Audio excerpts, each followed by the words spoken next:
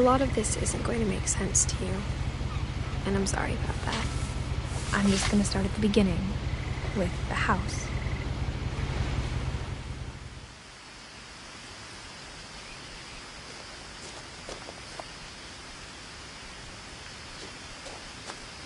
Someone had put up a chain link fence, but it looked like I wasn't the first person to hop it.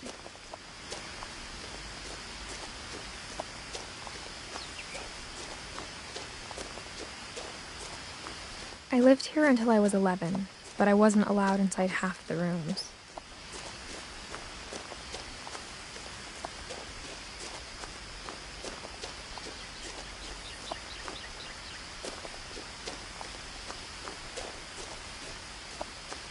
Inside the mailbox were bills from 7 years ago, marked urgent, open immediately. I hadn't been back since my brother Lewis's funeral.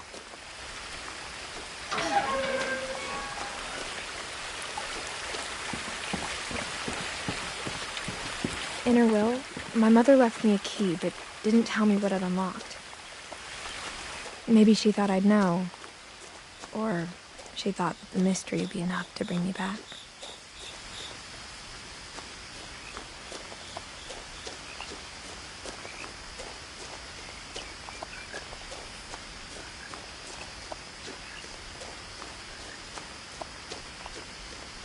No one had driven this way in a long time, but I saw a few hoof prints.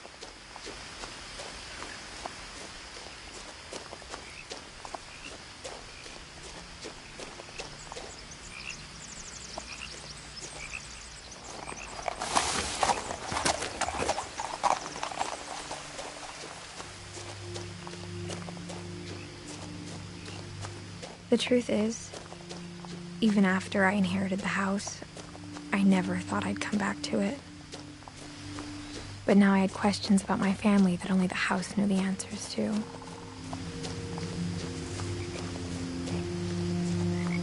The house was exactly like I remembered it, the way I'd been dreaming about it.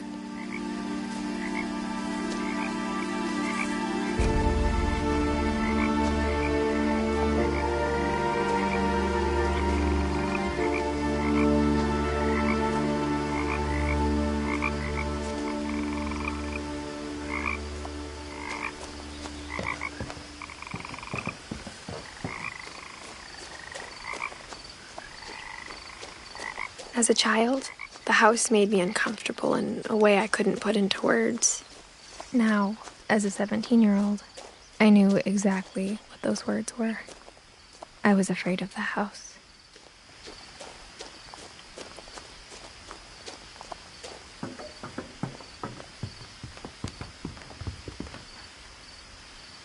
I hoped the key might unlock the front door. It didn't.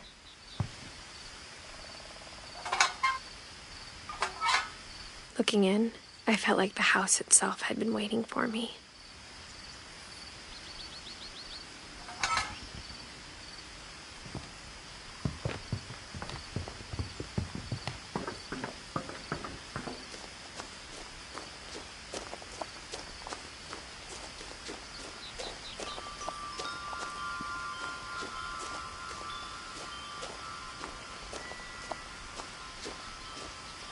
The house felt like it had always been here. Even the swing set was older than my mother.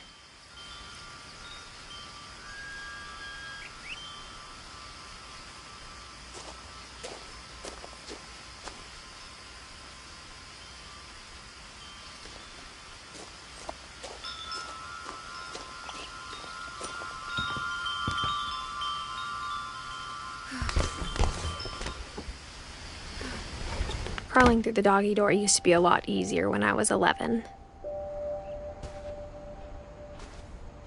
The power had been turned off the night we left.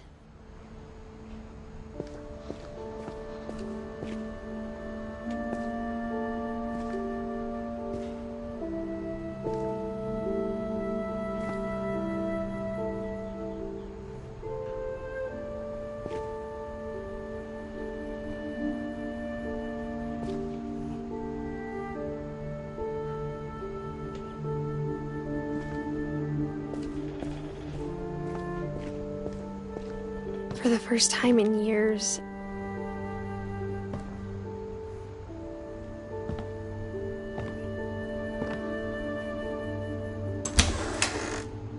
I felt like I was home.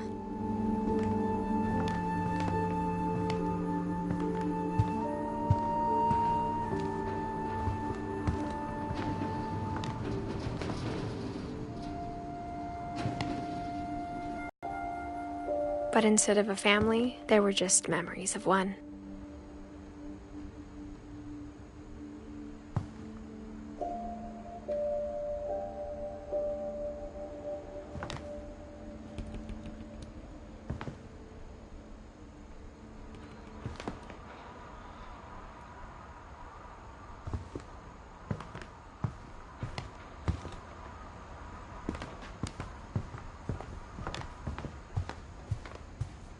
The table was still a wreck from the night we left.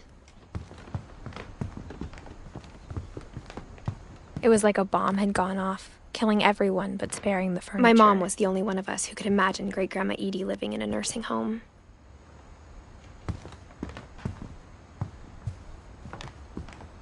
Nothing in the house looked abnormal. There was just too much of it, like a smile with too many teeth. Even the fireplace had a story. Edie told me the bricks came from the original house, after it sank.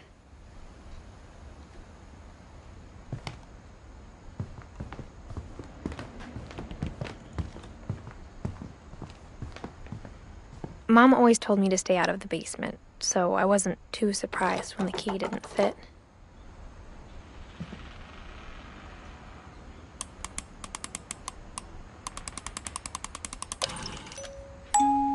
Great-Grandpa Sven built a music box for Barbara, along with the rest of the house.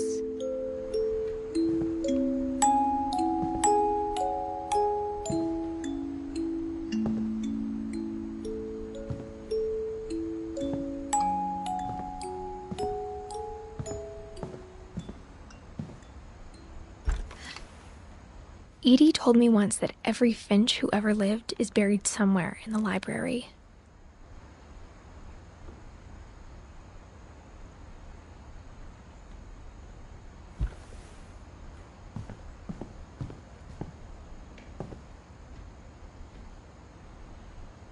After Milton disappeared, Mom sealed up all the bedrooms. Then Edie retaliated and drilled peepholes.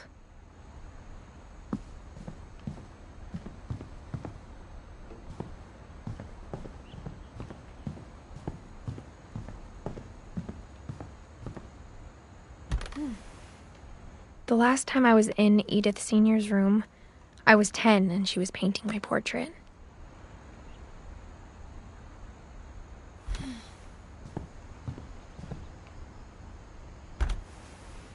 As a kid, I just assumed every house had peepholes and sealed rooms you weren't allowed inside of.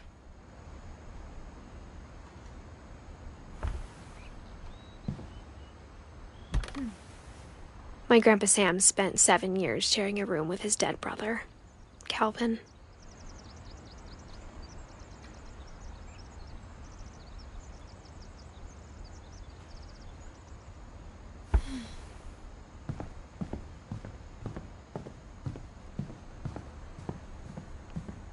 Whenever people ask me about my family, the first thing they always want to know about is Barbara.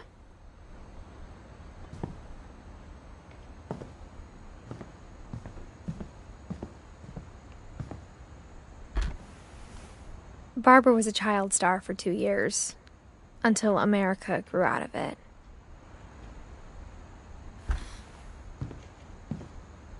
Edie's father, Odin, built the original house.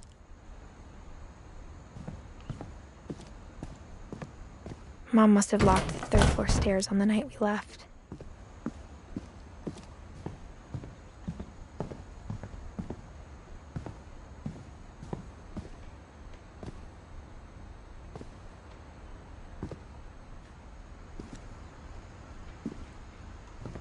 A lot of things got left behind in the whirlwind of that last night.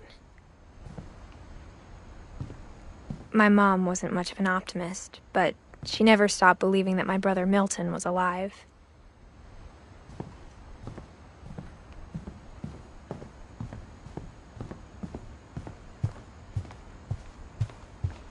After Louis started working at the cannery, we all got pretty sick of salmon. Except our cat, Molly.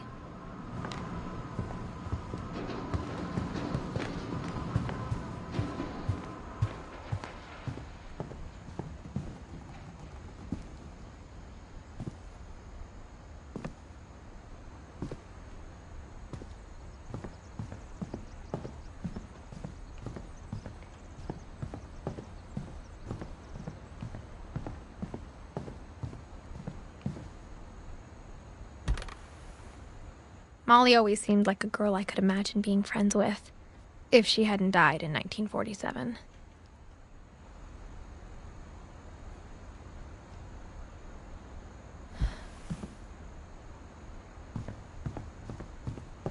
I spent a lot of time playing in Great Uncle Walter's room.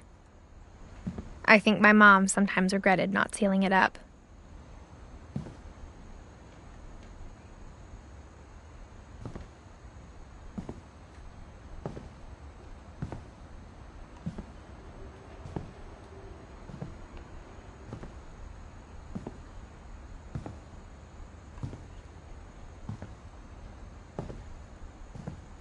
Lewis told me there were secret passages, but I never believed him.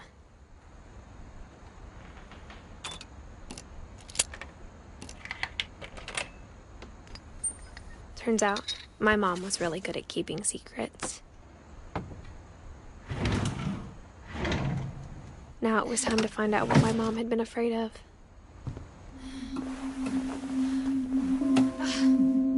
From the paintings on the wall, it was clear my brother Milton had been here before me.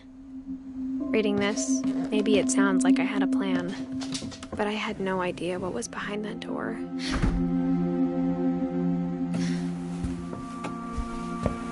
Just like I had no idea where all this was gonna lead.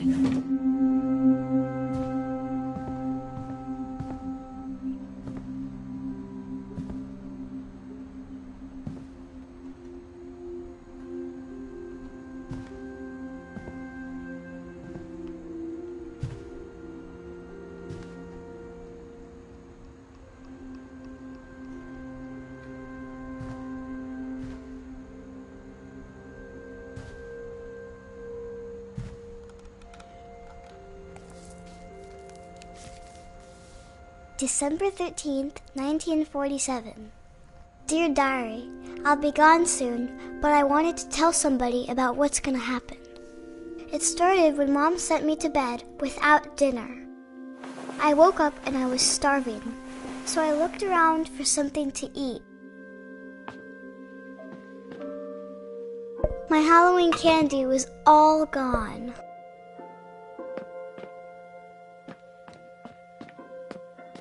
The gerbil food was dry, but I didn't mind it.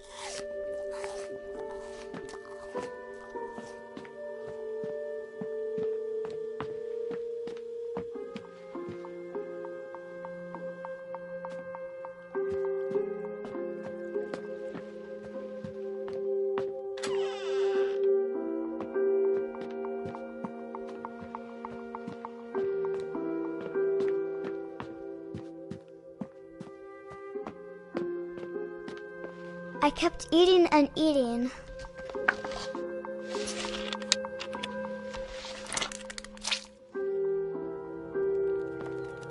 I ate a lot of things that night.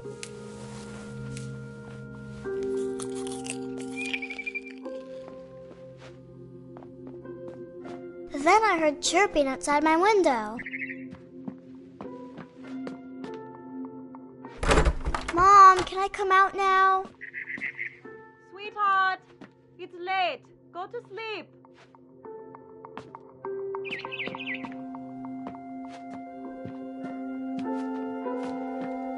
It was a barn swallow going back to her nest.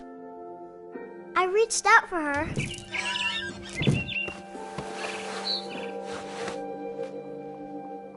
And suddenly, I was a cat.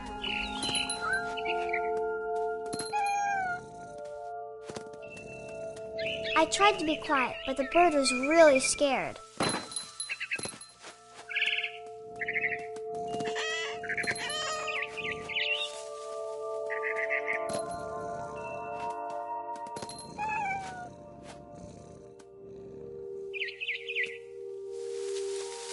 Mom and Dad didn't even look at me.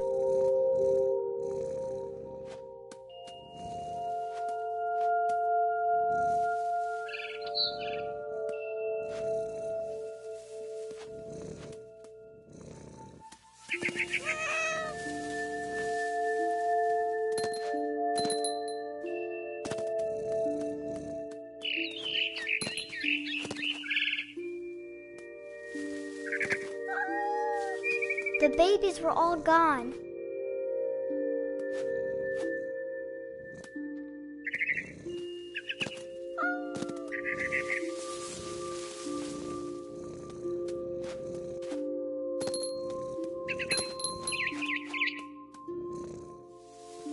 I jumped and I almost got her.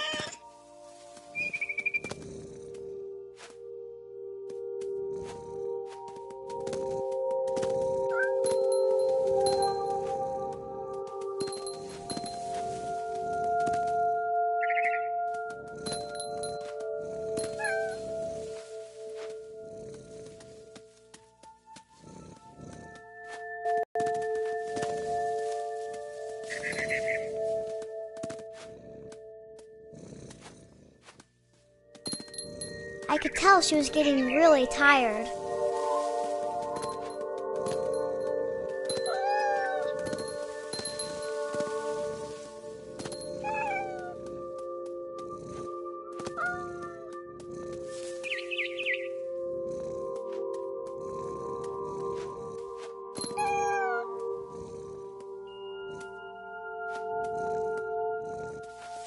Now I was up in the big tree. I promised Dad I wouldn't climb it anymore. All I cared about was eating that mama bird.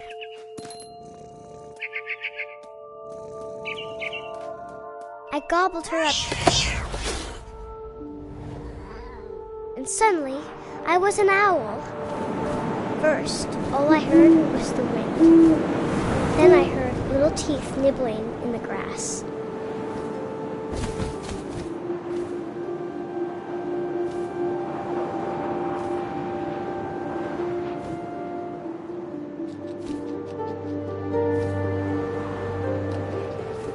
Rabbits.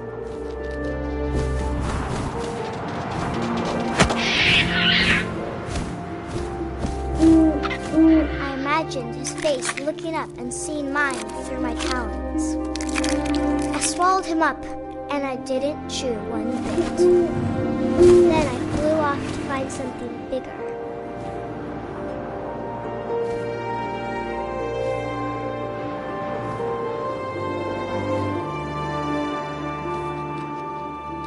A mama rabbit.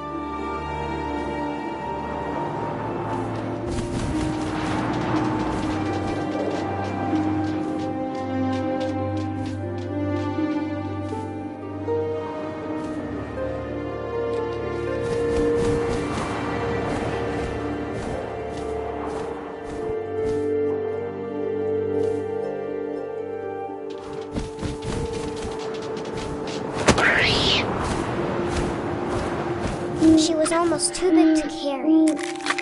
I started choking, but I couldn't stop eating. And suddenly, I was a shark.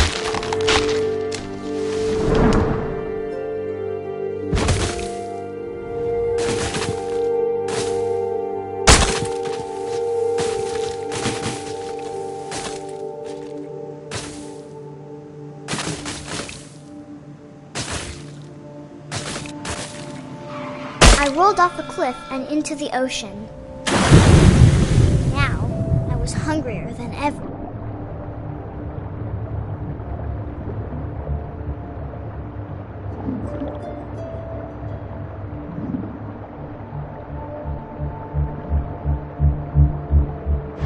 I wanted fat, juicy seals.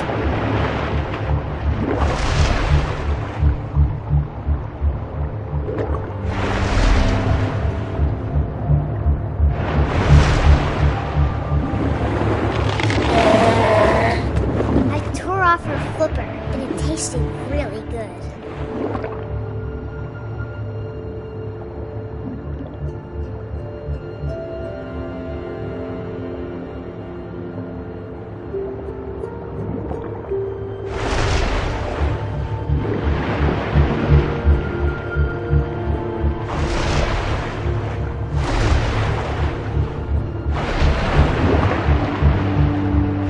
Grabbed on tight. But I was so hungry, I jumped out of the water. When I opened my eyes, everything had changed.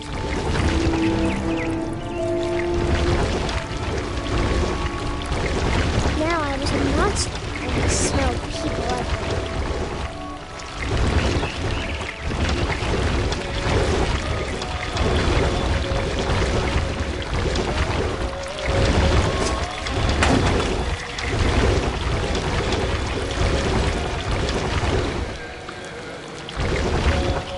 I was big, and I moved real quiet.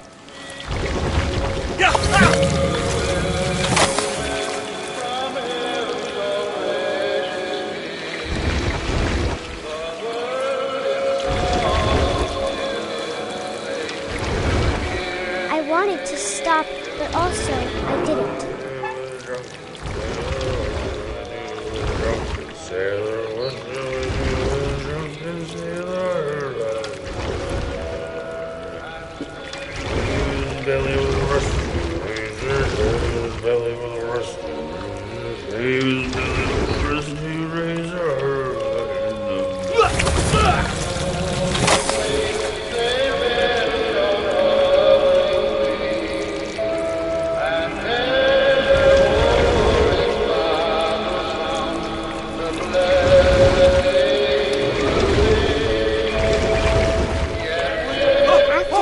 Passenger, I was still hungry. And to cross the water, I smelled something new. Something I had to have, so I swam towards it.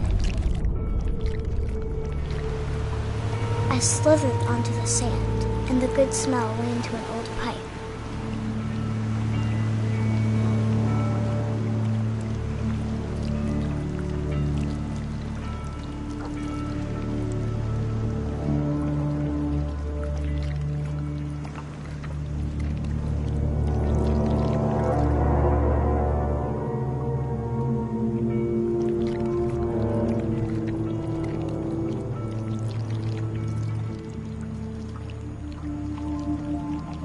I got closer and closer.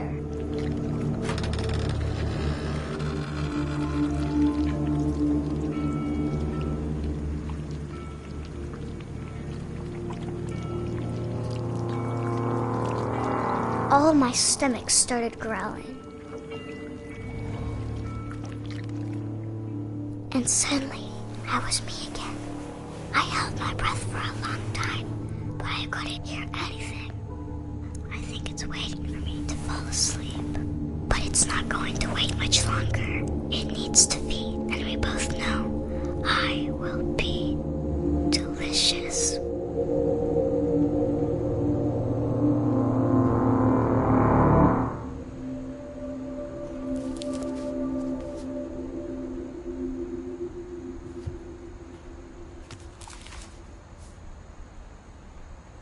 I'm not sure if I believed all of that, but I'm sure Edie would have.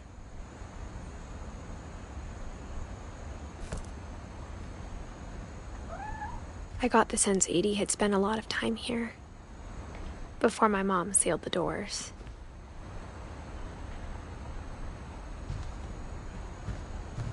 I can't describe it, but I felt like some part of Molly was still here. I grew up looking at Molly's room through the peephole.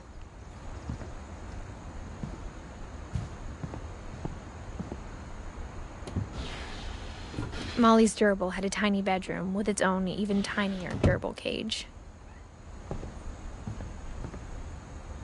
Being inside for the first time, I felt like I'd stepped behind a painting.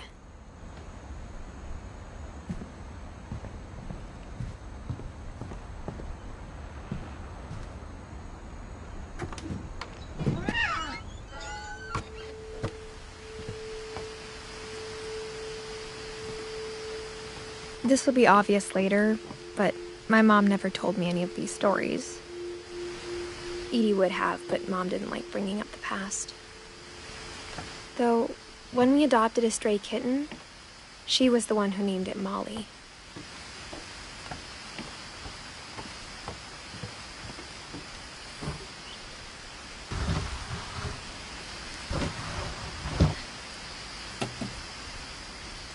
I spent a lot of time in Great-Grandma Edie's room. Her room was like a museum.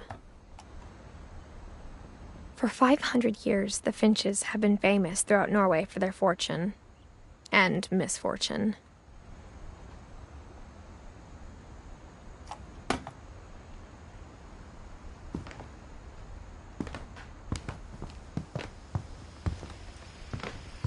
Louis died a week before we left, but Edie had already started to memorialize him. Edie knit me a new pair of gloves every year, just in time to replace the old ones.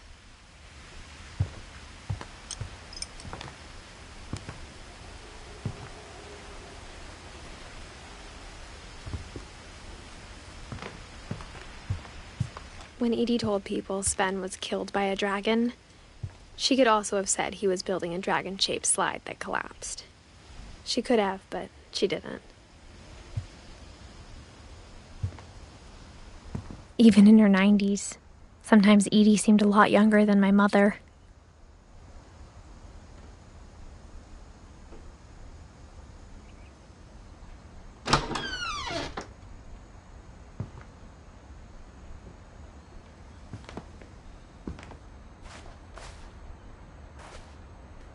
The only trace Grandpa Sam's first wife, Kay, left on the house was the pink bathroom.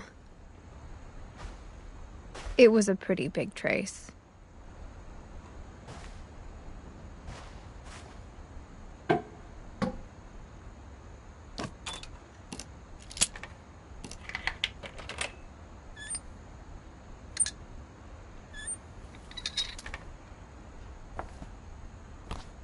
There's a secret in this bathroom. It's in the last place you would look.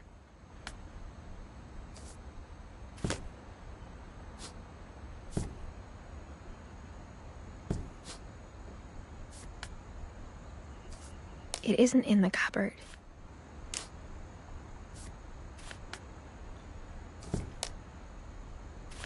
It's hidden in this book.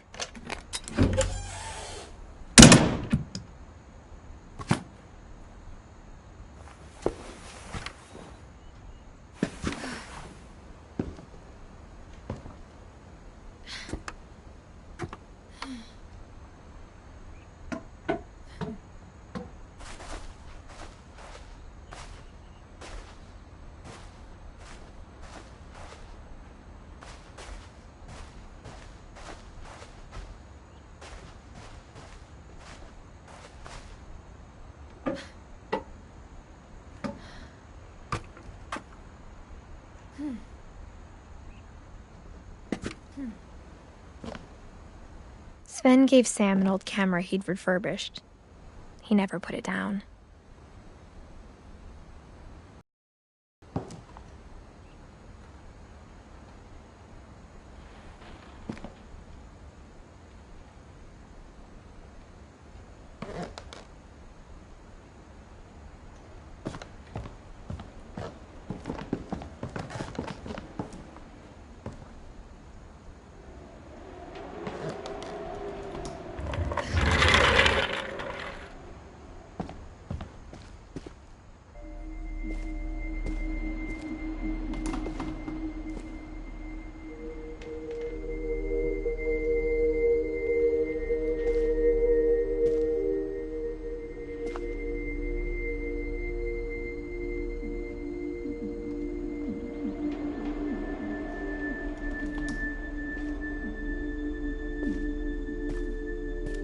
knew Grandpa Sam had a twin, and that he never talked about him.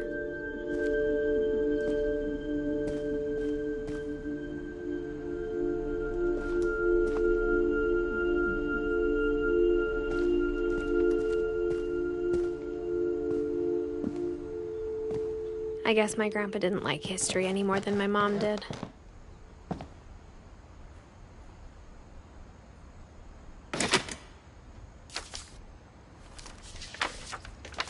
How I Want to Remember My Brother by Sam Finch. The thing I remember is that when he made up his mind, that was it.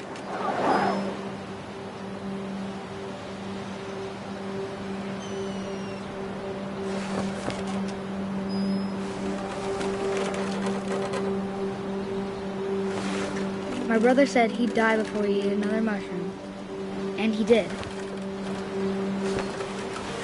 At Barbara's funeral, we swore we'd never be afraid again, and he wasn't.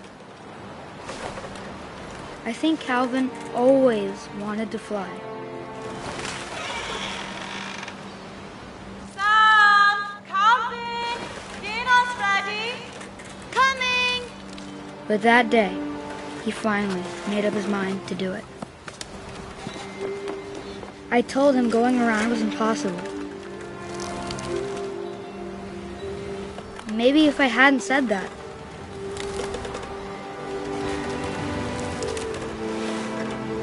Calvin! I'm not gonna tell you again!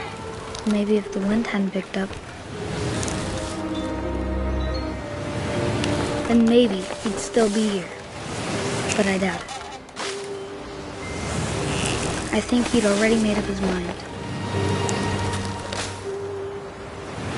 That's what I want to remember about my brother.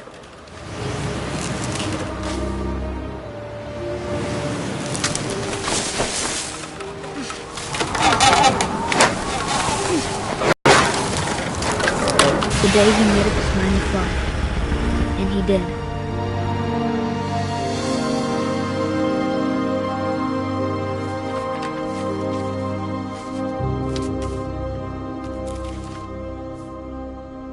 Calvin's story felt strangely familiar. When I was younger, I remember trying to do the exact same thing.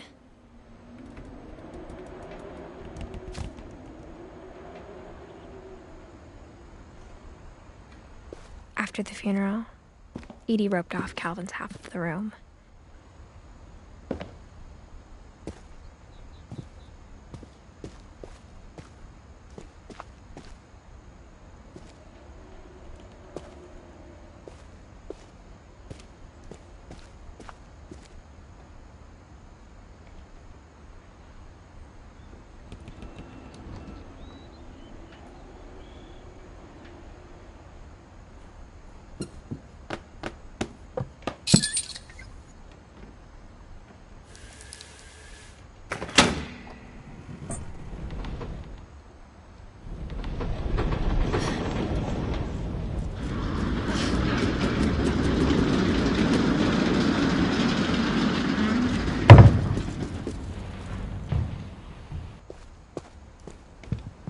The passages were a pretty tight fit.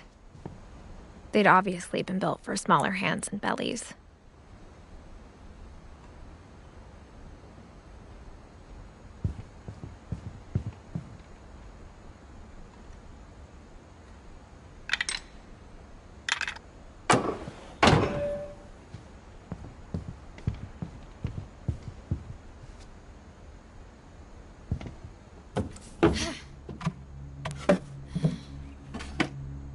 Growing up, I always thought of Barbara as a child star.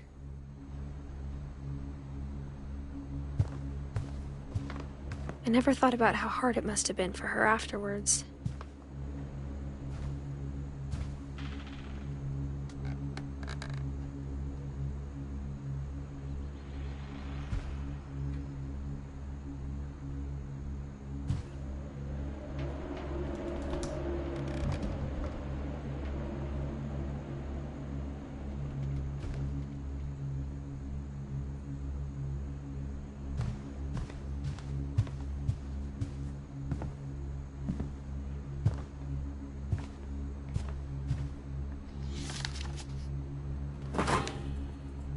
Of all the stories people wrote about Barbara's death, I'm surprised Edie saved this one.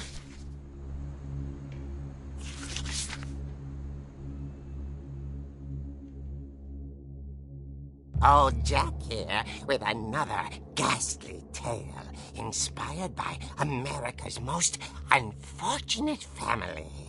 I'm calling it The Surprise Ending of Barbara Finch. As a child star, Barbara was famous for her scream. Now at 16, she was all washed up. A has-been. But in a lucky break, she'd been asked to perform her signature scream at a local convention for monster movie fans. It was just the boost her career needed. Unfortunately, her scream hadn't aged well. Getting better. I think you just need the right motivation. Her biggest fan and current boyfriend, Rick, was about to demonstrate when... Now that was a great scream. It was Barbara's father, Sven. He'd slipped into a table saw and had to be rushed to the emergency room. So Barbara got stuck babysitting her youngest brother, Walter. Her convention comeback was cancelled. Okay, I'm hearing frustration, but I'm not hearing terror. What if I tried... A gang of hoodlums in Halloween masks have been terrorizing Orcas Island tonight. Police are urging residents to... That came from the basement. You're right! Also, I loved your delivery on that. Why is your basement door locked? Because my dad likes making puzzles in secret passages. There's a key hidden in the music box. The secret is to keep winding and winding until finally the key pops out. Thanks, babe. I'll be back in a sec. 20 minutes later, Rick hadn't returned. So Barbara went to look for him, right on cue. She reached for the music box.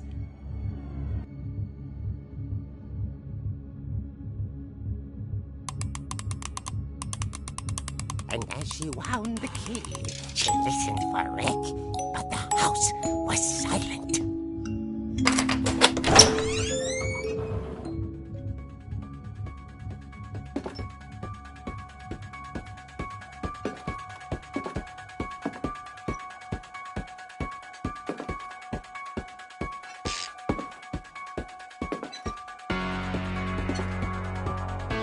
She found Rick's crutch and imagined the worst.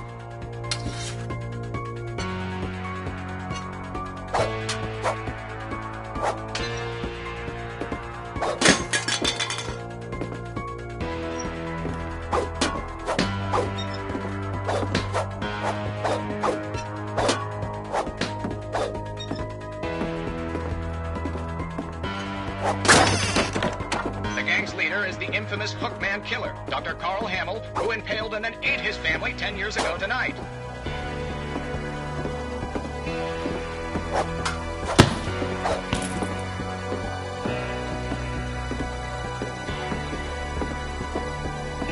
The old fridge rattled and grew still. Oh dear! Oh! Rick? Barb, relax. I was just trying to scare you to help you find your scream. Well, I'm not scared, Rick. I'm furious. Then act furious. All I'm getting from you now is that you're hurt and confused and... She threw him out, but she kept a little something to remember him by. Barb, have you seen my other crutch? And she was still holding it when she fell asleep watching the late picture show. Hours later... Barbara! Walter, what's going on up there? Ah! Okay, I'm coming up, but if this is a trick, you're dead, Walter.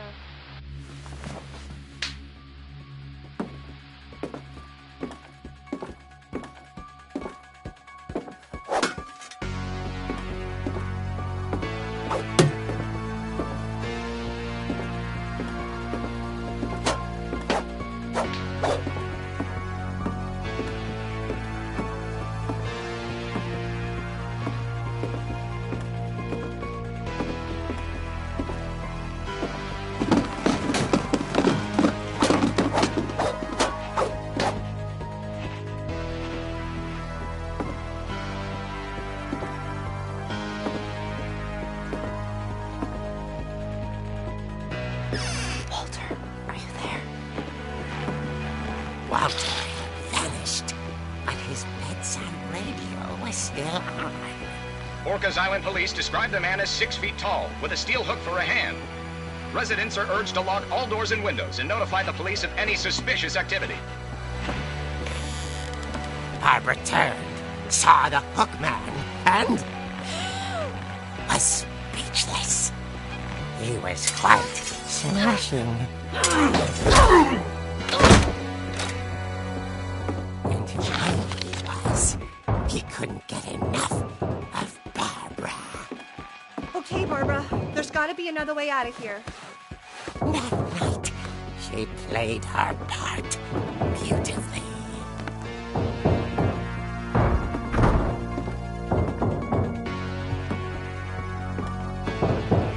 Molly's door hadn't been opened in years. The hinges groaned.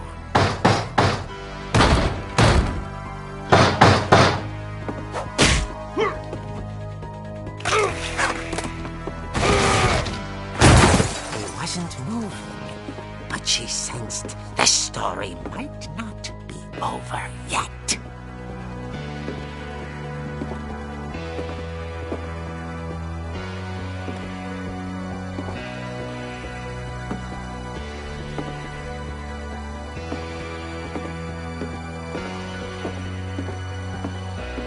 The hookman had vanished.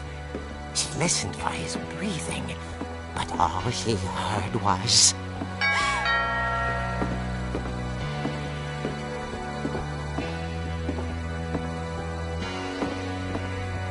At the door, she heard whispering.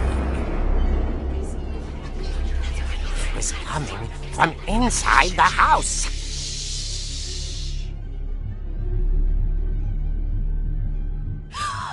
Oh dear. The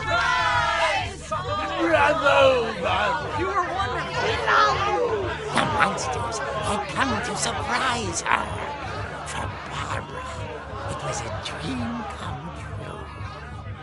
Then she saw what kind of monsters they were, and she realized what was about to happen. She was going to be famous. And with her final breath, Barbara Finch gave the performance of her life. Poor girl. She had a taste for stardom. But unfortunately, so did her fans. Of course, the police blamed it all on poor Rick, who disappeared the same night. And little Walter, hiding under his bed the whole time. He took it all pretty hard, but that's another story. As for Barbara, tucked inside the music box is all they ever found of her. Her ear. Now that's what I call a real eerie tale.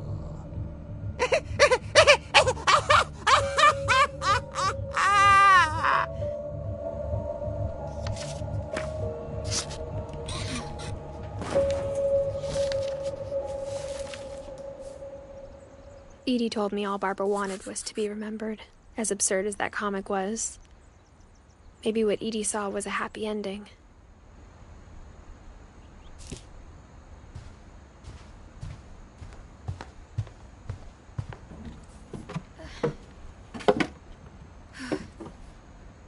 I guess now I know why Mom didn't like me playing with the music box.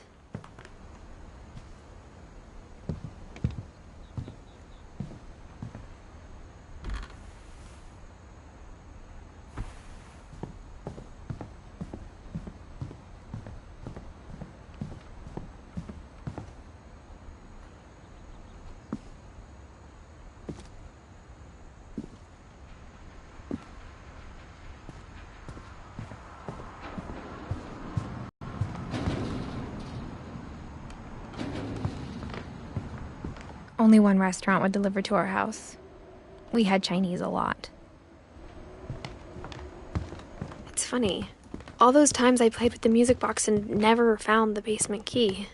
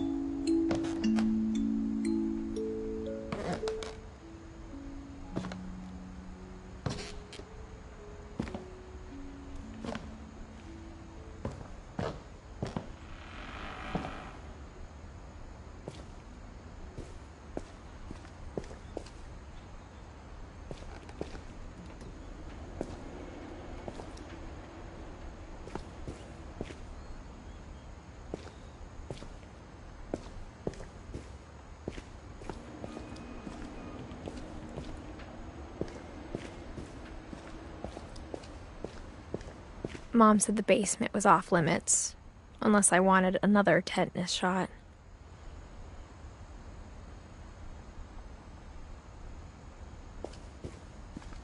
I saw Edie sneak down to the basement once, carrying packages.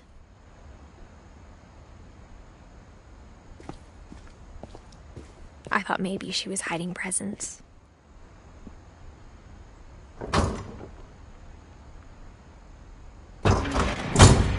It turned out she was hiding a lot more than that.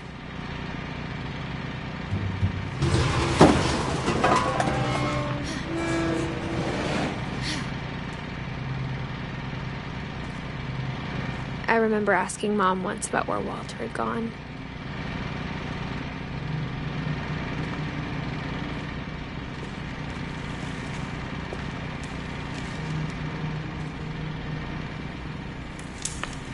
She said after Barbara died, he got as far away as he could.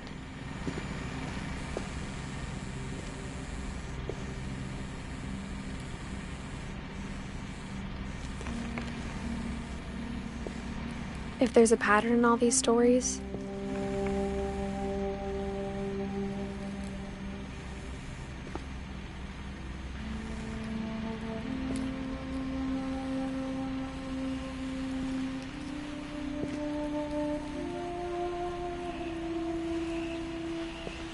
I think it's that none of us has gotten very far.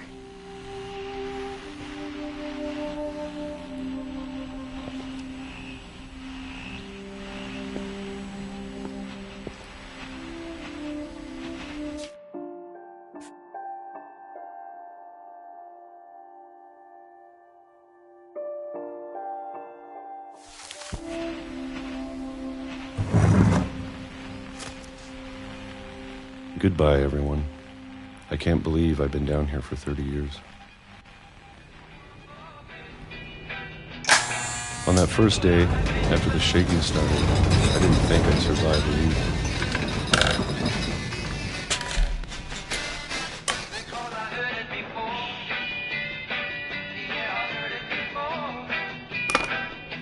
But after a few days, I settled into a routine. That's what kept me sane. Having a schedule, living for today. I always expected to be dead tomorrow. But if you wait long enough, you get used to anything.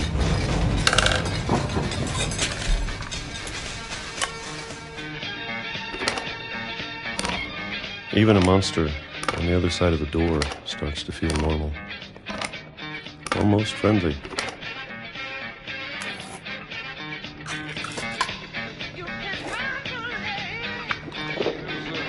And then one day, everything just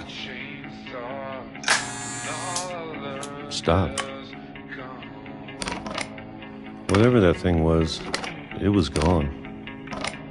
Maybe it got tired of waiting.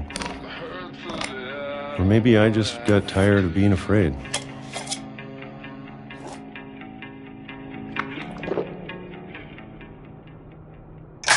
been a week now, the longest in 30 years. I'm done waiting. I have to leave while I still can.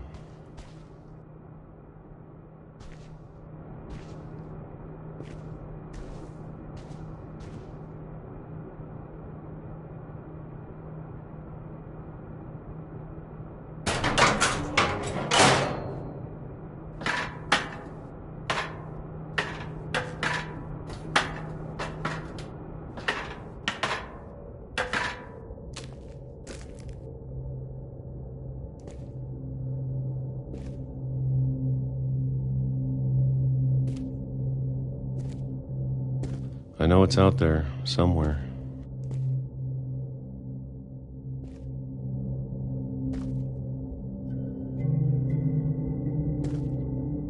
Whatever killed Barbara and Molly and Calvin. Maybe this is all a mistake. But I need to stop living the same day, even if it kills me.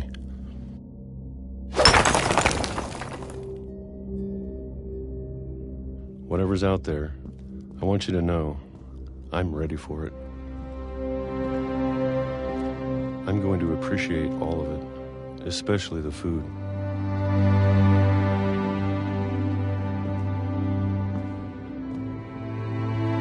I don't mind if I only have a year left. Or a month. Or a single week. I'd be happy with one new day. I can already imagine the sun on my face.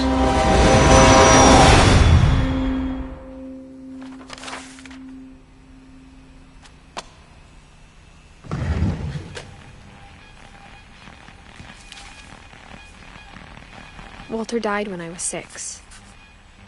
I can't believe my mom never told me he was down here.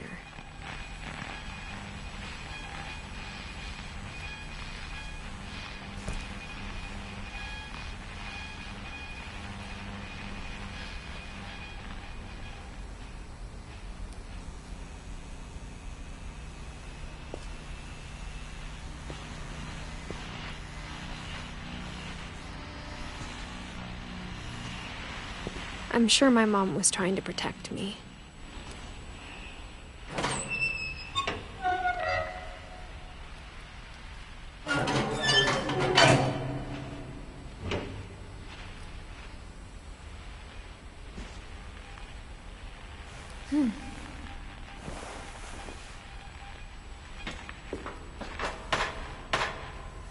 Maybe she was afraid I'd end up like Walter.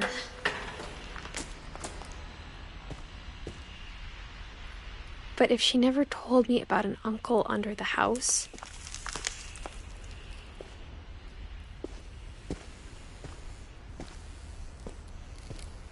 I can only imagine what else she was hiding. I don't want to make the same mistakes she made.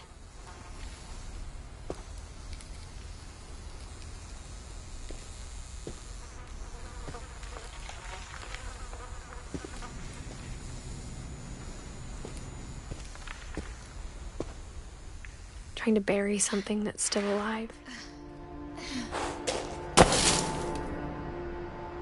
Now that there's only one of us left, or maybe two,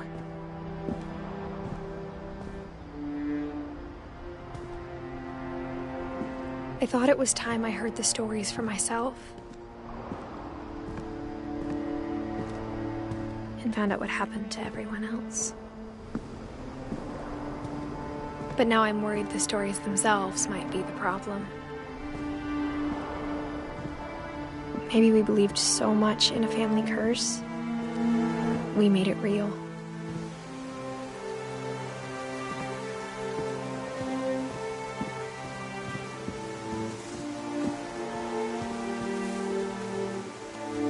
I don't know if I should even be writing this.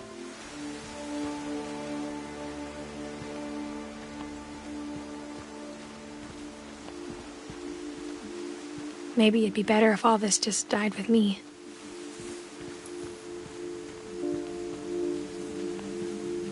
But I thought you should know about your family.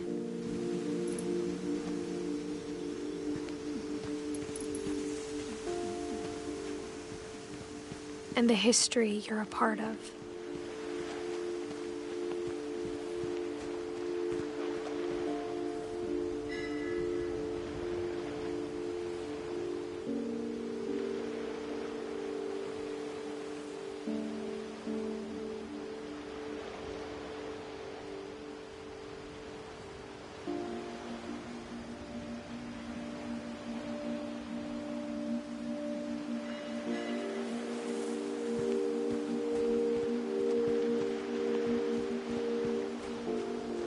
Though to be honest, I feel as lost as you probably do right now.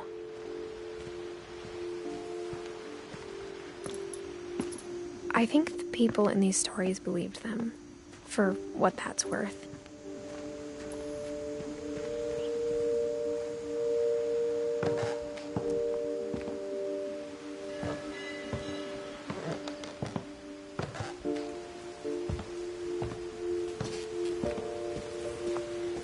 And when you look at the house, that history of imagination and stubbornness and madness, any of it seems possible.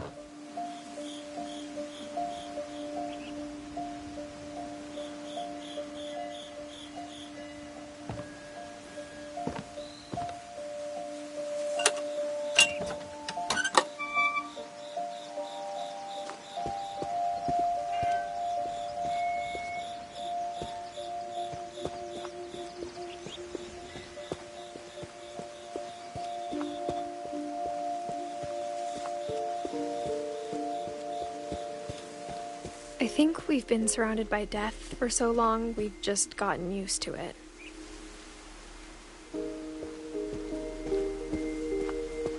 What kind of family finishes building a cemetery before starting the house?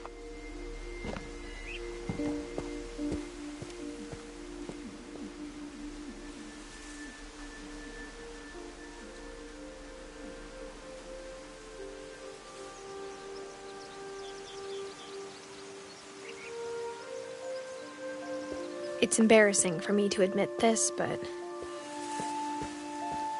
the pet cemetery made me more uncomfortable than the human one.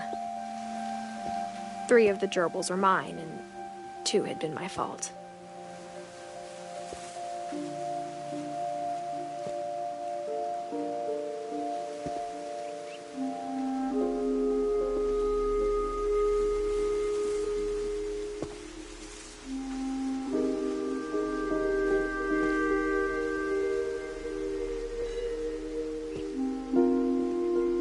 Sven built the house, but it was Edie who designed the cemetery.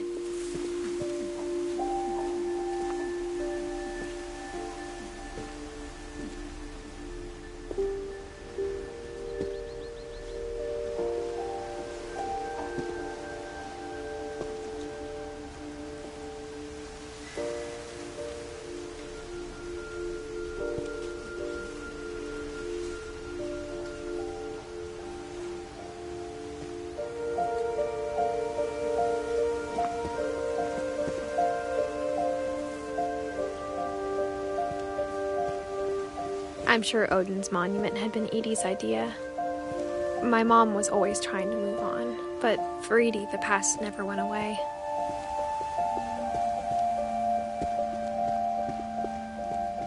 She could see it poking out of the water at low tide.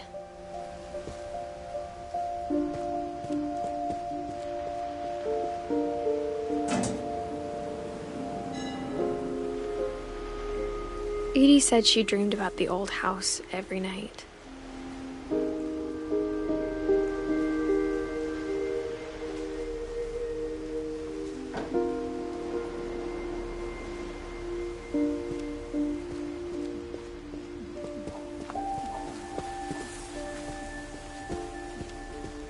Edie's side was always easier for me to understand.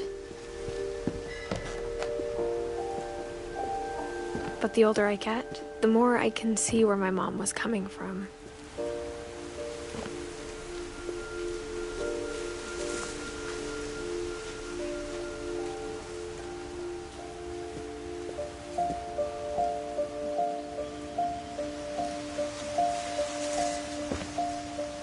She lost 2 of her brothers, just like I did. I get why she tried so hard to protect us.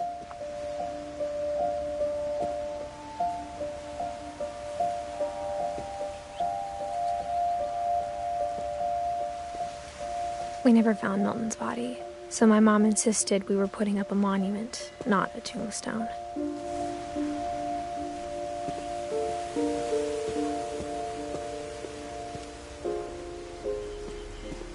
There's so many things I wish I could ask my mom now. Part of me thinks this is what she wanted all along. For me to come back someday and find everything out for myself.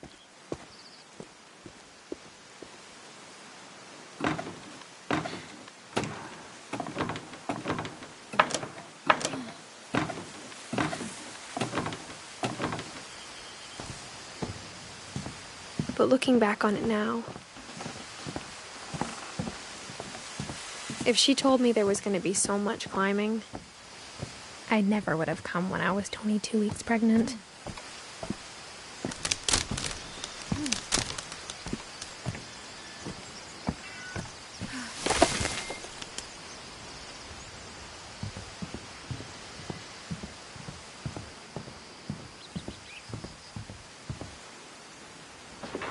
I never met Grandpa Sam, but I think he and my mom had a lot in common.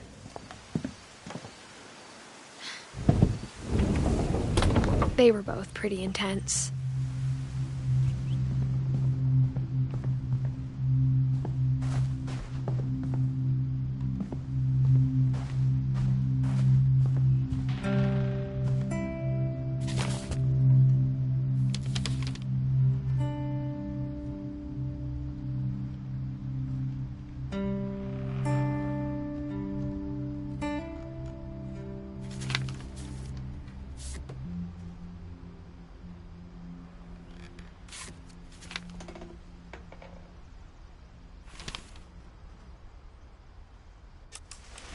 Dawn, I promise, you'll never forget this weekend. Yes, sir. These memories are gonna last a lifetime. Am I gonna have to shoot anything? It's a hunting trip, Dawn. Shooting is strongly encouraged.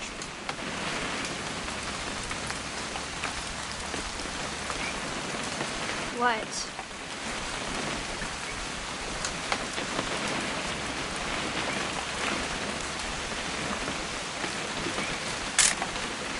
Shouldn't we be leaving? Just want to get a shot of you, Dawn, then we can take off. Perfect. It's gonna rain the whole weekend, isn't it? I will never forget this weekend, Dad. That's the spirit. Okay, got it. I'm gonna take some pictures, okay? Just be careful. That camera's older than you are.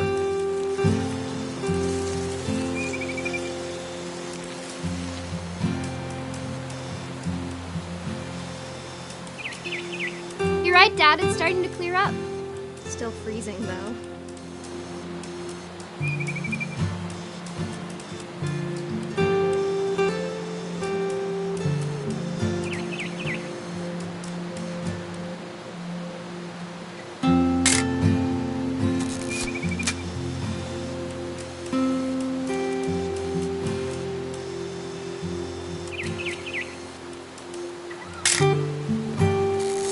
Definitely should not have drunk all that coffee.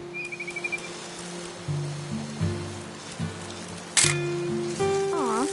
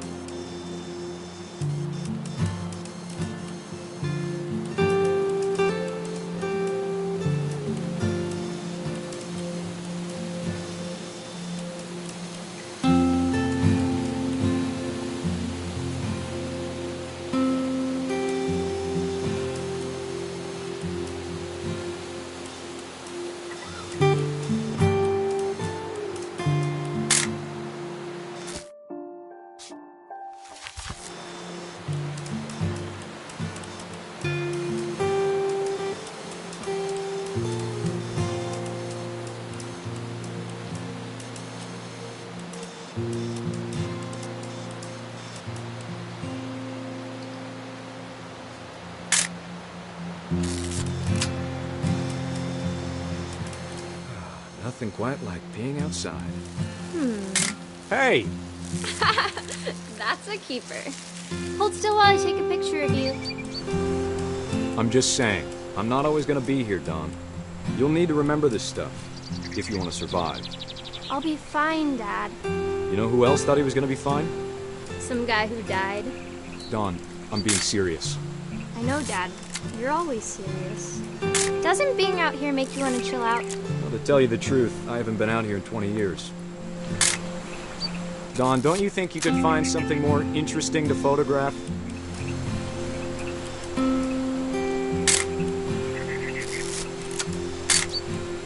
You don't need to waste any more film on me, kiddo.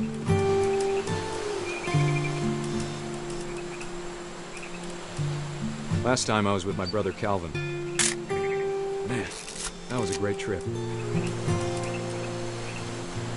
Dad! Good eyes, Dawn.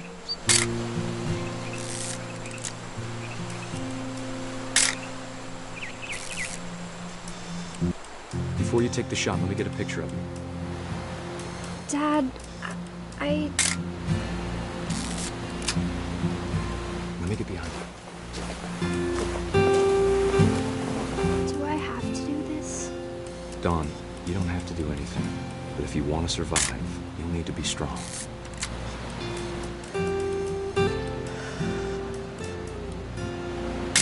Now keep yourself squared up, elbows down, like we practiced. Whenever you're ready.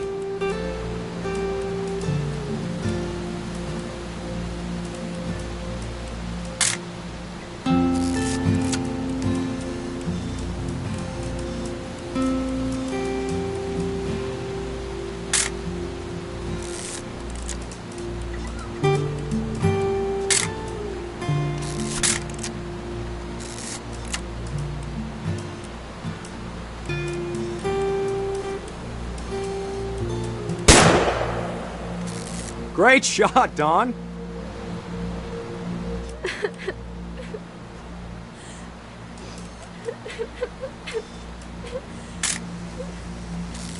I'm proud of you, Dawn. Always remember that, okay?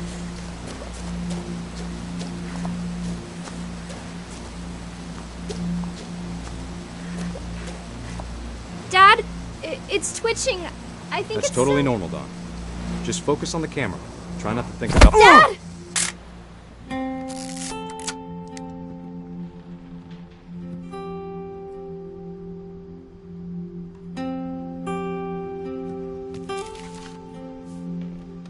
Of all these stories, that's the one I wish most that my mom had told me.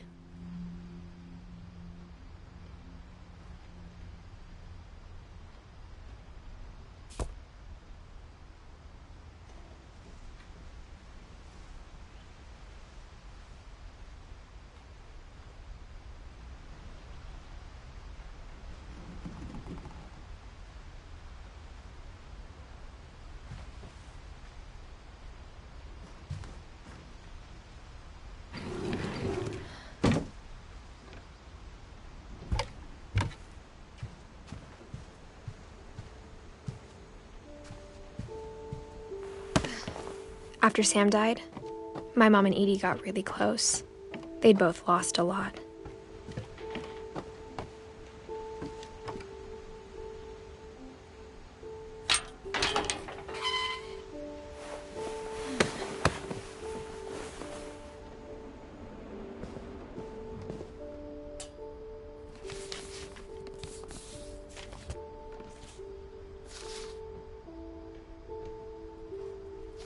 Dear Kay, do you remember the way Gregory used to laugh when he thought he was alone? Like something funny was happening, but only he could see it. I think he saw things the rest of us don't.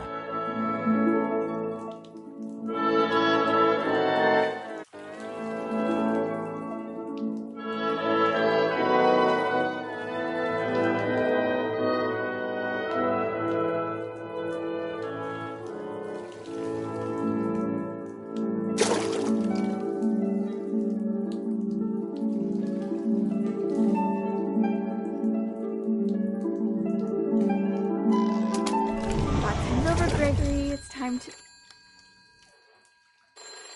Hold on, sweetie. Hello?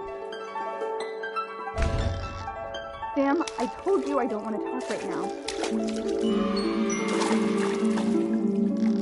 I wonder what he saw. What his world was like.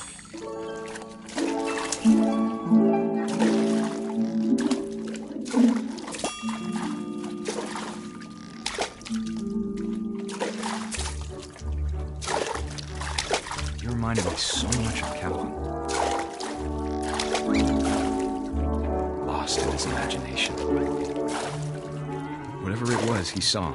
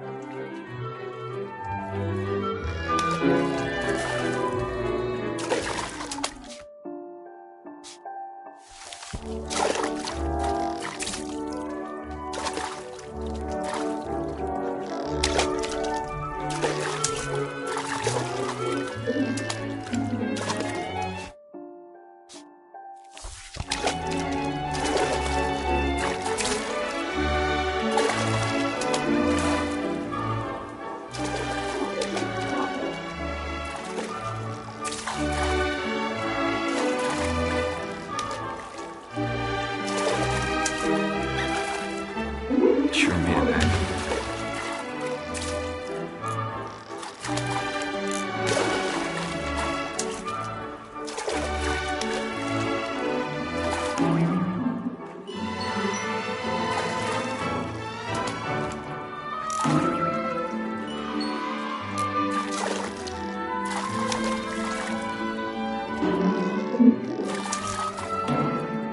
I know how silly it sounds.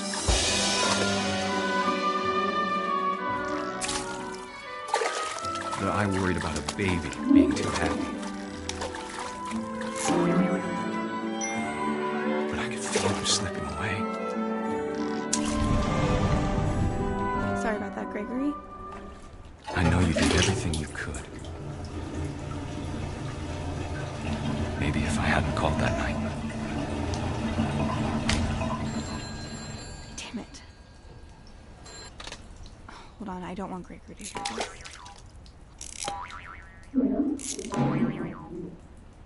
I wish he could have told us about the world he saw.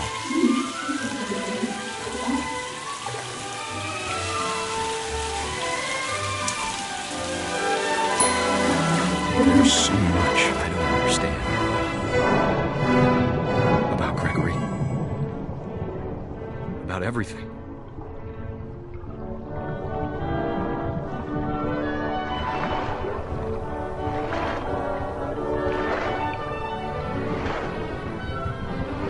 But I know what happened wasn't your fault.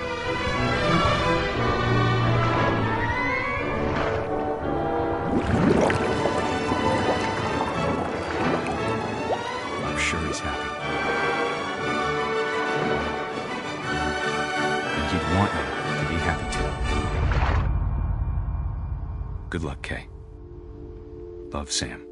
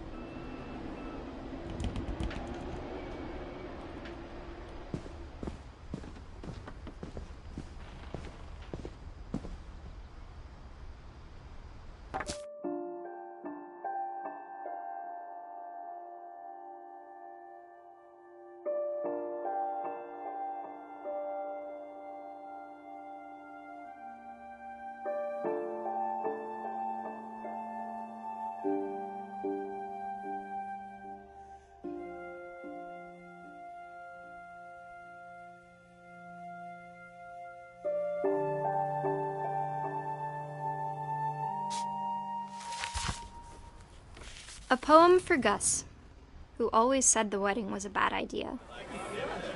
Our father never hit us kids, at least not very hard, before the day my brother said with teenage disregard that he'd be dead before he'd see a wedding in our yard.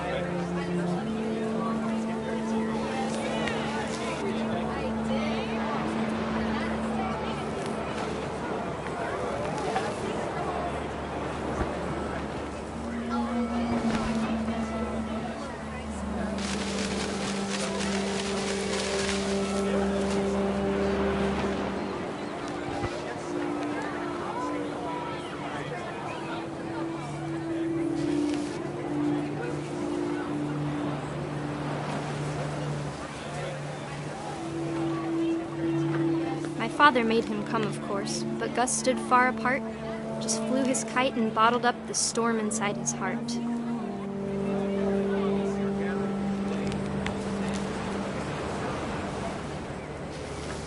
I tried to talk him out of it, but though he'd never met one, "We don't need a stepmom," were the words that I now remembered. pronounce you husband and wife. You may kiss the bride.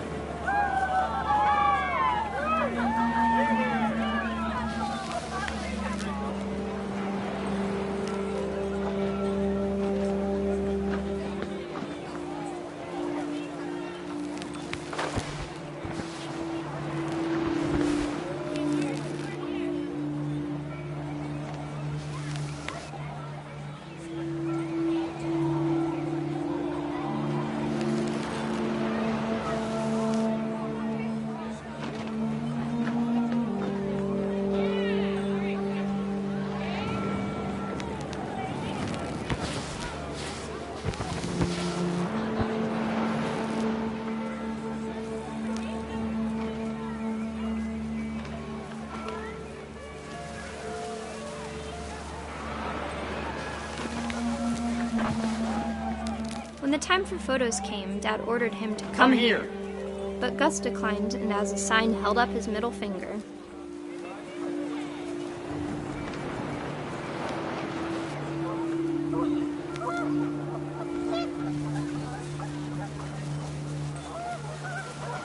The wind picked up and panicked geese appeared and quickly went. But all the humans did that day was go inside the tent.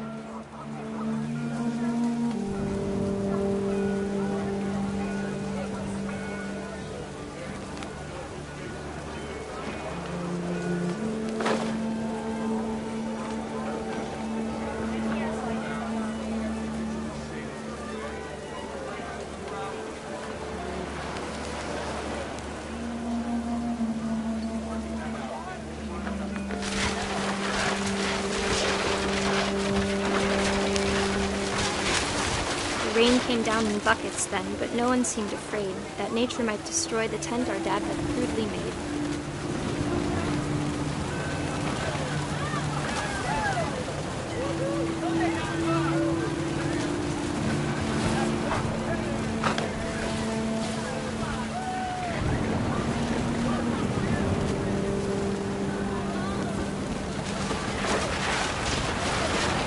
Thunder sounded much too close and full of angry power. But all my father said to this was, "Make the music louder."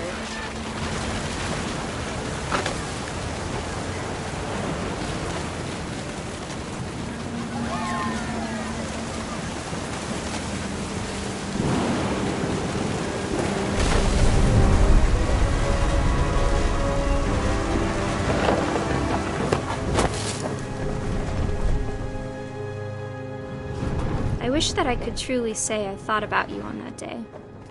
Out there on the beach alone, just you, the wind, the sea and foam. But I didn't, until we found you.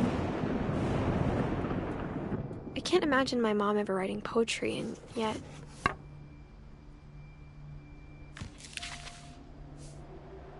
She never talked about him, but Mom told me once if I was a boy, they were going to name me Gus.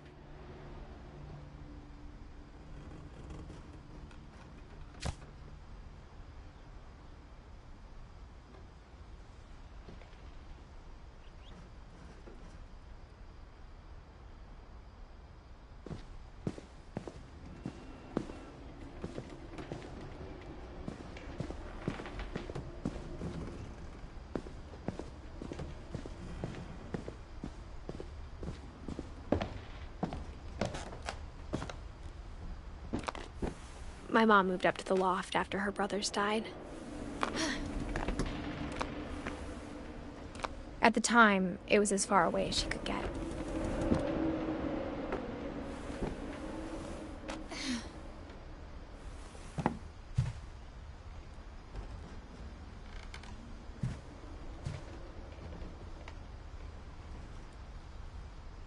She spent a summer building houses in Calcutta, where she met my dad, Sanjay.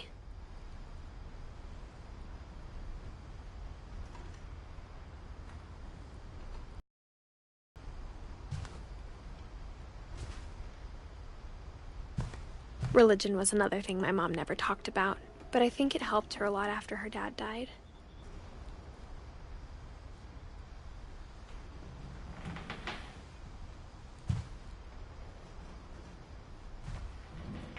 My mom moved to India a week after graduation and got a job teaching English. Louis was born a year later.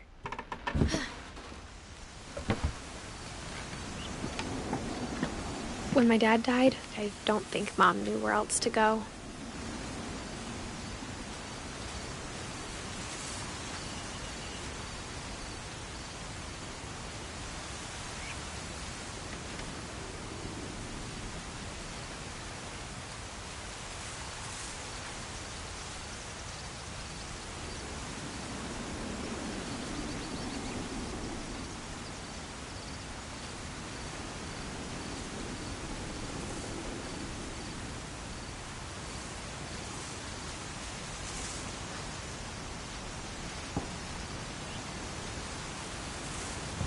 I'm sure Edie was happy to have her back.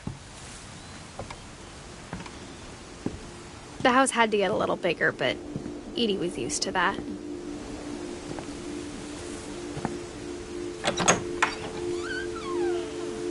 And for a while, things were good. Almost normal, but it didn't last.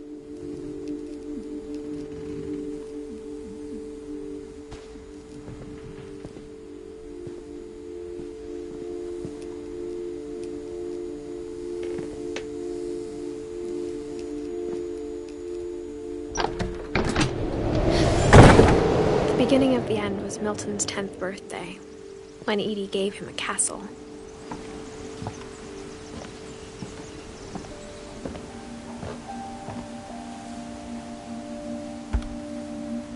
After Milton disappeared, the only thing he left behind was a room full of paintings.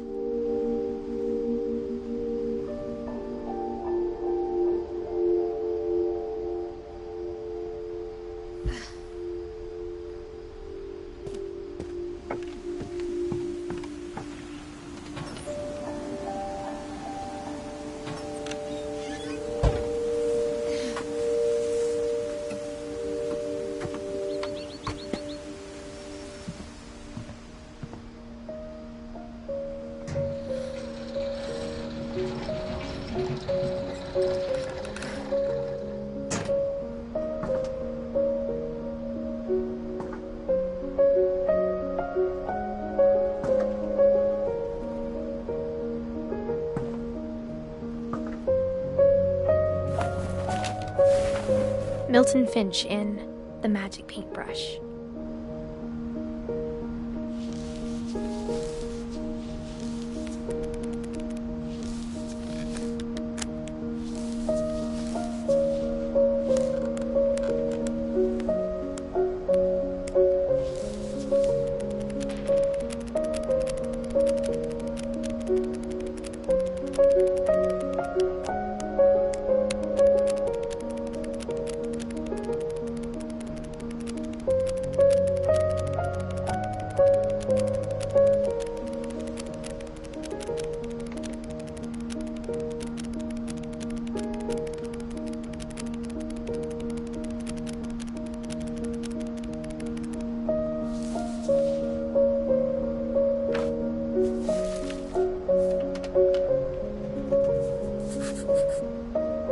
before when Milton disappeared.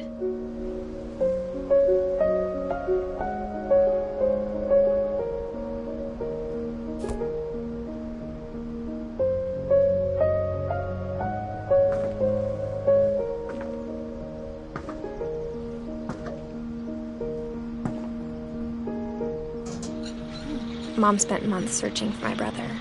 Then she sealed the doors.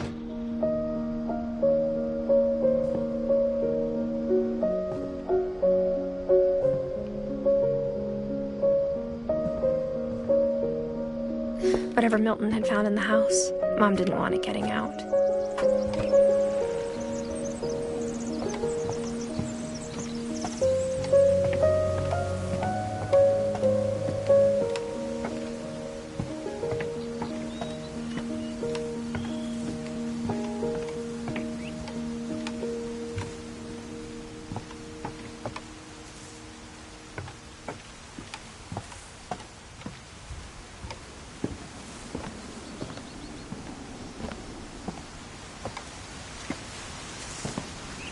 Mom definitely blamed Edie, but I think Louis blamed himself. After he graduated, he just spent more and more time in his room, until Mom got him a job at the cannery.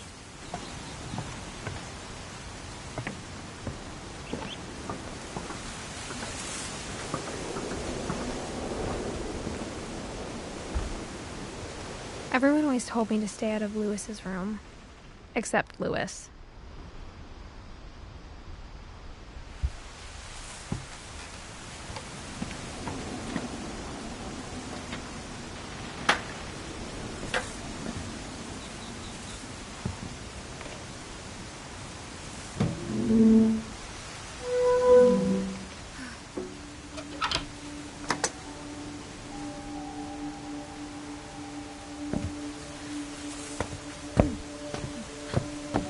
Louis's room smelled very, very familiar. That part of him lived on.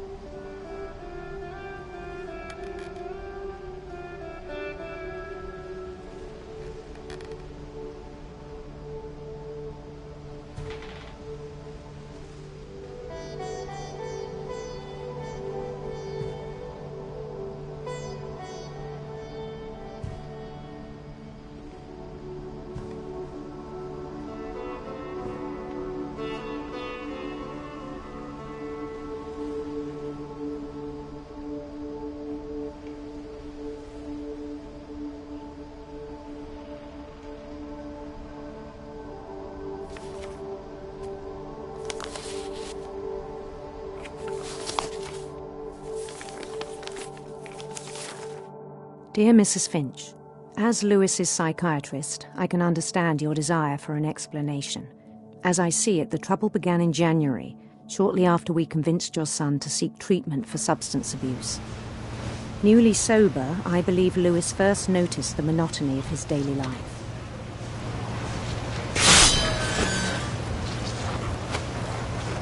He kept working at the cannery, but he withdrew part of himself. In our sessions, I saw the same behavior. His mind began to wander.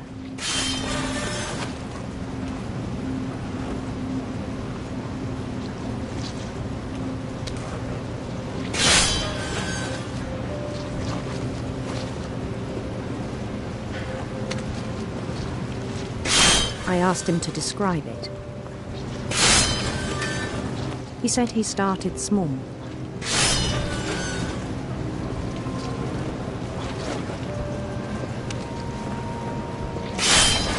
Imagining a labyrinth. He'd feel his way about.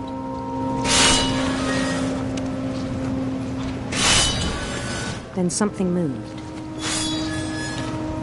Bats. And toads.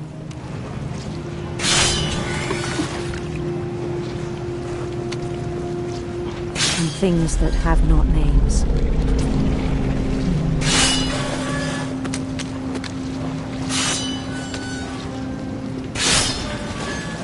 He knew it was all in his head.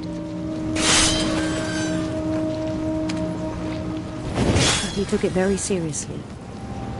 I had hoped he'd find himself.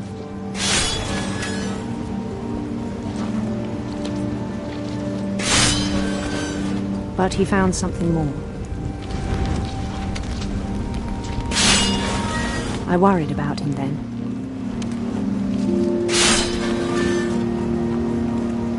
Daydreaming at the cannery, I spoke with his boss. But he said Lewis had become a model employee. Methodical, tireless, focused. Like a whole new Lewis. So I let him go on.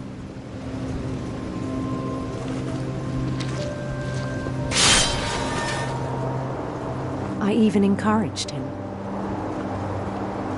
It seemed very promising at first. He told me he'd made a new friend.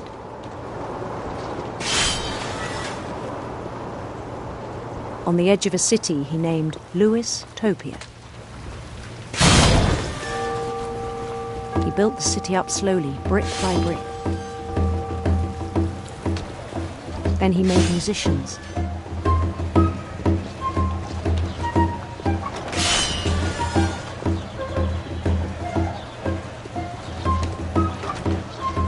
And songs for them to play. He talked about starting a band.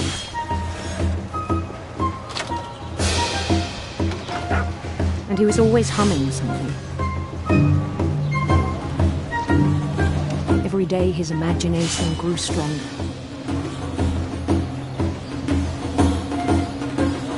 He no longer spoke at the cannery. But his chopping was as reliable as ever. Then one day it struck him that all the cheering crowds, even the stones under his feet, were all in his imagination, so he could do whatever he wished.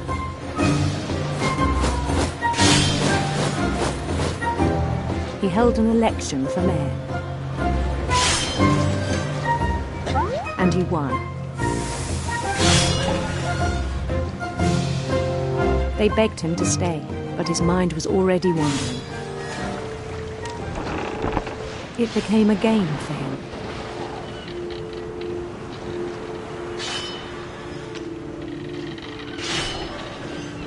He'd conquer a city, then immediately push on. New Louisville.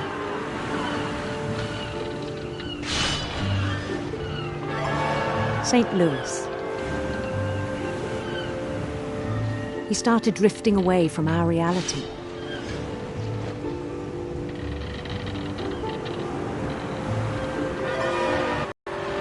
Until one day he forgot to go home from the cannery. Even as his mother pleaded with him, part of Lewis kept sailing on.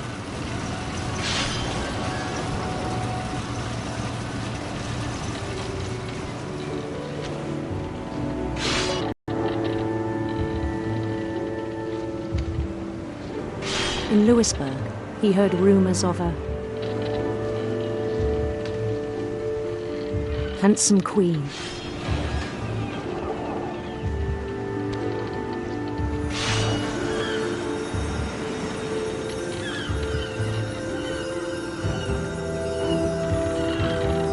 The queen was on her own quest for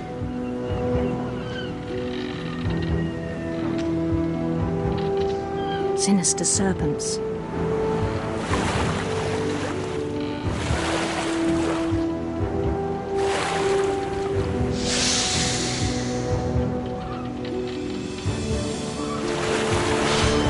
He followed the sound of her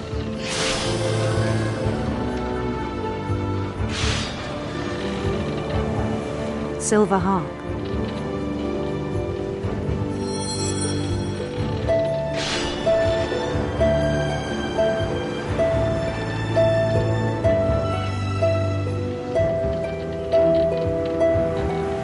His chase led him to a golden palace east of the sun and west of the moon. Even then, his logic remained sound. He knew the world was all in his imagination.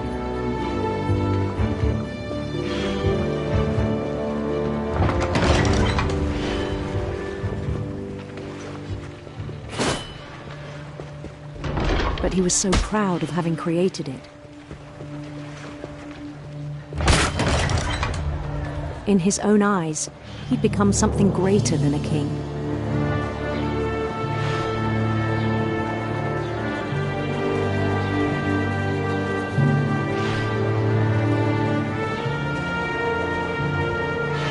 For someone who'd never known success in the real world, I think it was overwhelming. And then it struck him that the real Lewis was not the one chopping salmon, but the one climbing the steps of a golden palace.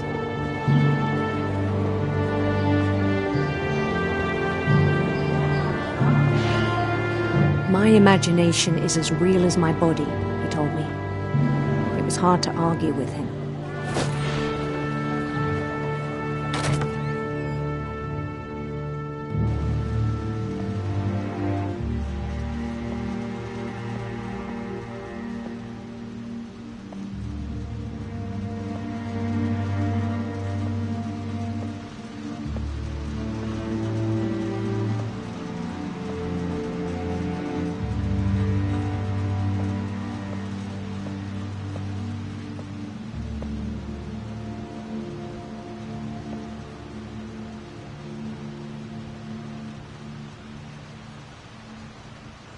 Began to forget the world we know.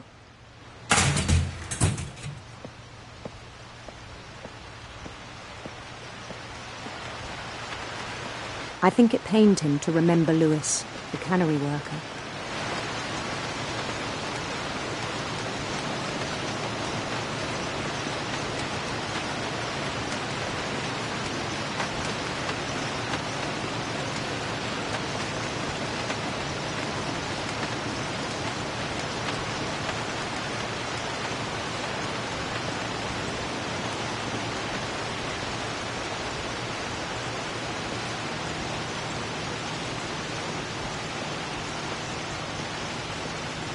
He began to despise the man with a royal contempt.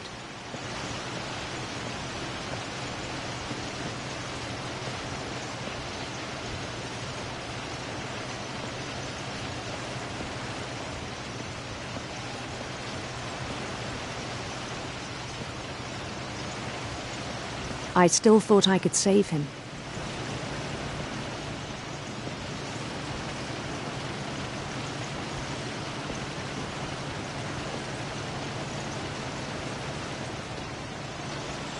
Even after he said he was being crowned king over all the lands of wonder.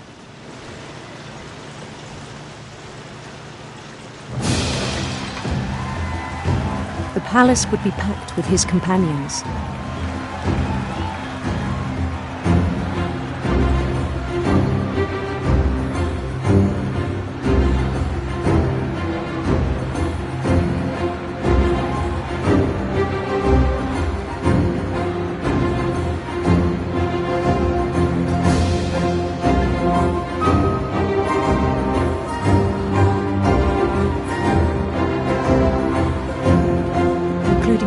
Calico had insisted on advising him.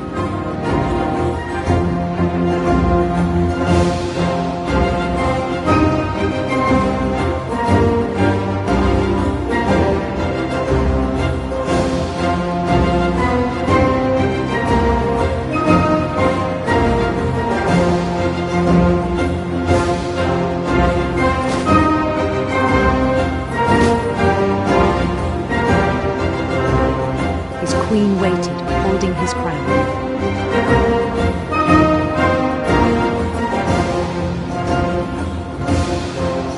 There was only one thing left to do.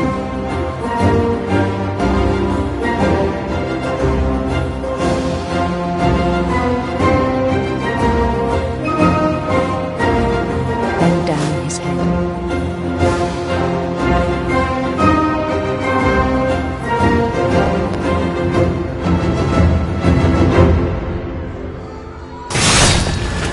rest I think you know. Mrs. Finch, your son was a kind man who will be missed by all of us who knew him.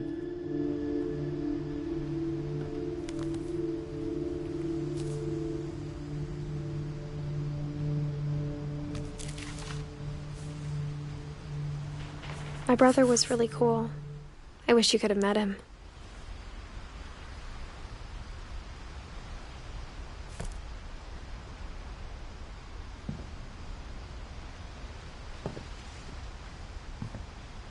Lewis and I spent a lot of time playing games together, but he was surprisingly bad at them.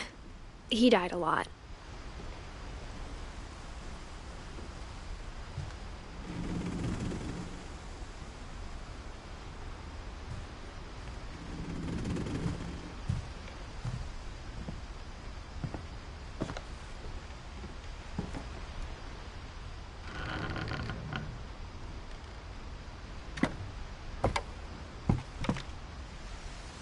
On the way back from Lewis's funeral, my mom told me to start packing. She waited until the day before we left to tell Edie. I'm not sure if she wanted to make it easier or harder.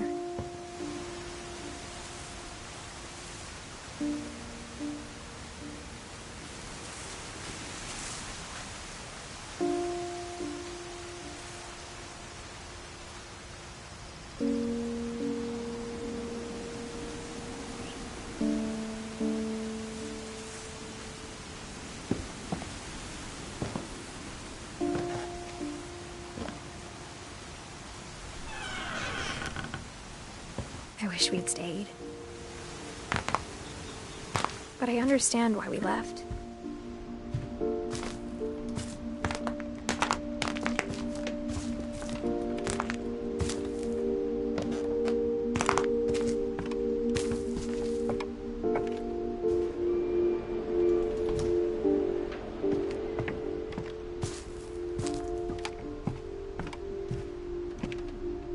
My mom ended up leaving everything behind.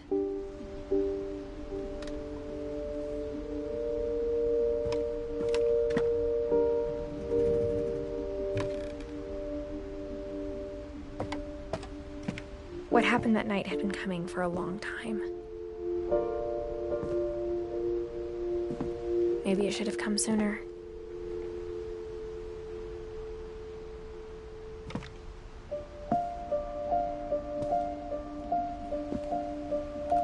But it had to end one way or another. All that's left now is to tell you about that last night.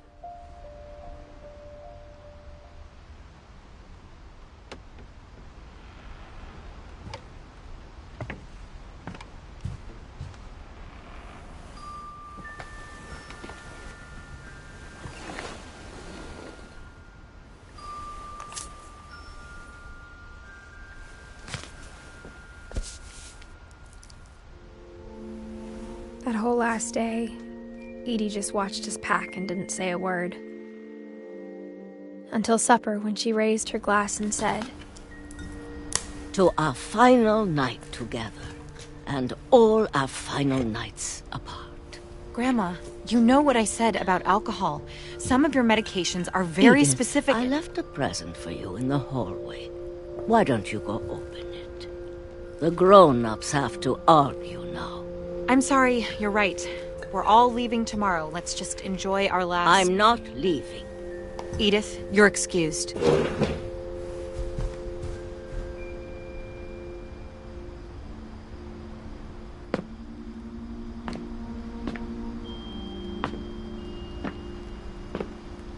The power had been shut off that morning, but Edie always had plenty of candles.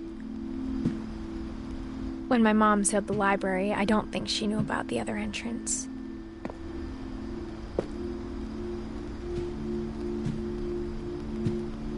Or that Edie had a key to it.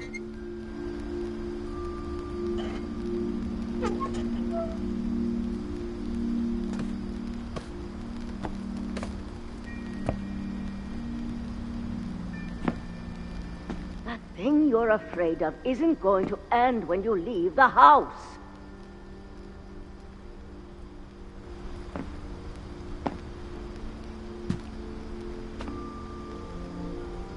Edith has a right to know these stories. My children are dead because of your stories. I think it's best if Edith and I leave tonight.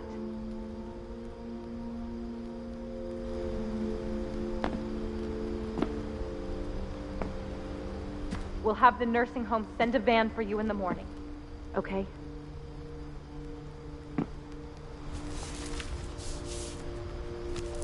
Dear Edith, there's so many stories I wish I could tell you, but there's only time for one.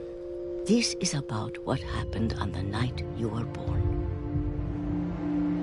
That night, the tide went way, way out.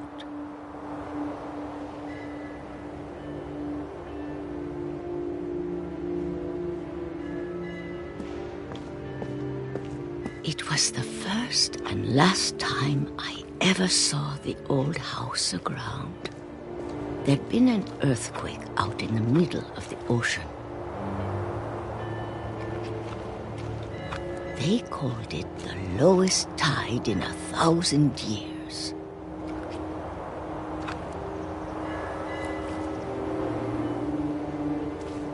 God, it smelled awful. You know, I've seen that house every day of my life.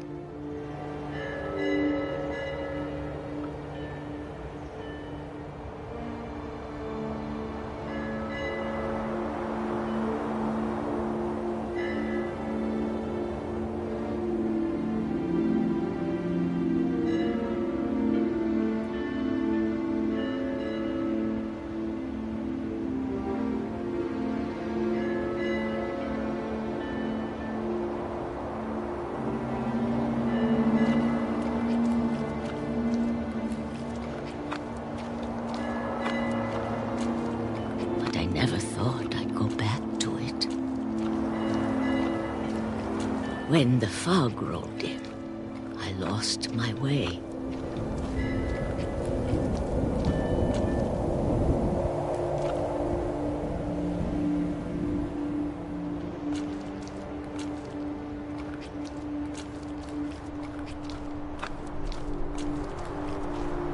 I got turned around.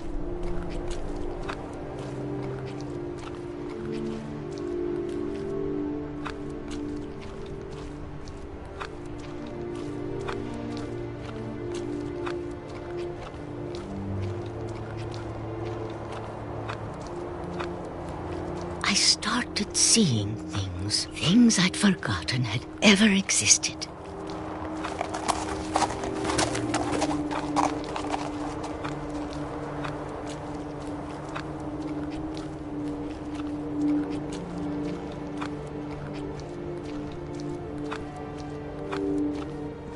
But when I saw them, they felt like old friends. That night, a lot of things came back to me. Or maybe I came back to them.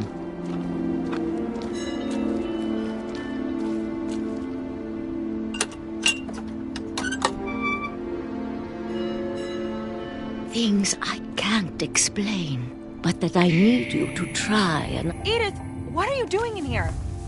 It's mine. Edith! Mom, you're gonna rip it! Let go! I kicked and screamed, but Mom dragged me to the car. I never saw Great-Grandma Edie again. The next morning, the van came to pick her up, but she was already gone. After that, we moved around a lot.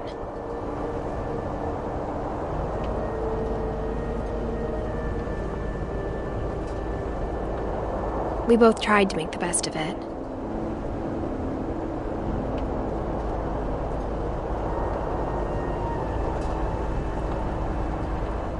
A few years went by.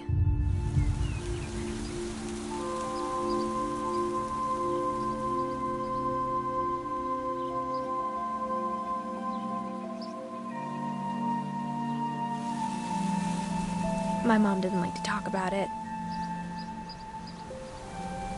But she started getting sick a lot. The The rest happened pretty quickly.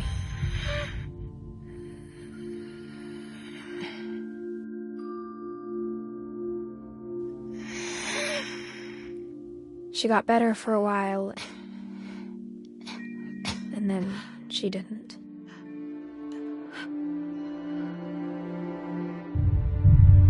And then I was alone.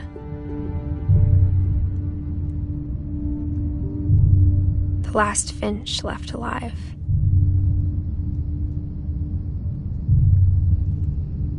Until I found out about you.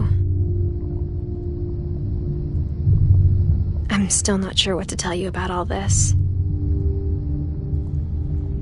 If we lived forever, maybe we'd have time to understand things. But as it is, I think the best we can do is try to open our eyes. And appreciate how strange and brief all of this is.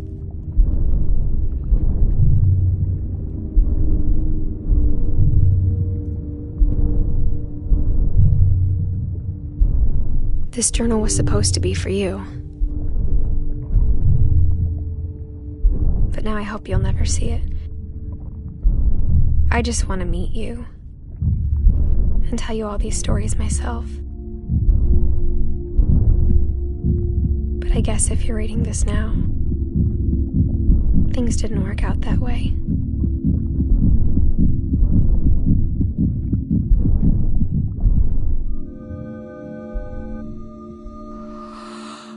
This is where your story begins. I'm sorry I won't be there to see it. It's a lot to ask, but I don't want you to be sad that I'm gone. I want you to be amazed that any of us ever had a chance to be here at all. Good luck.